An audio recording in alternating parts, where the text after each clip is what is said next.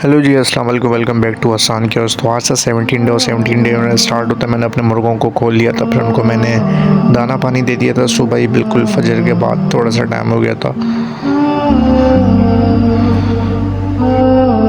और जो मैं डिजिटल मार्केटिंग का कोर्स करने जा रहा था उसकी थी आज आखिरी क्लास, और उसका था आज टेस्ट, जो कि टेस्ट मैंने क्लियर कर लिया अल्हम्दुलिल्लाह।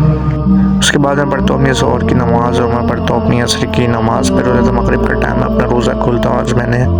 आज मैंने इफ्तारी में खाए थे छोले, खरबूजे, खजूर और शरबत। फिर उसके बाद जाता हूँ मैं छत पे, और छत पे मैं जो है मगरिब का खाना दे देता हूँ अपने मुर्गों को।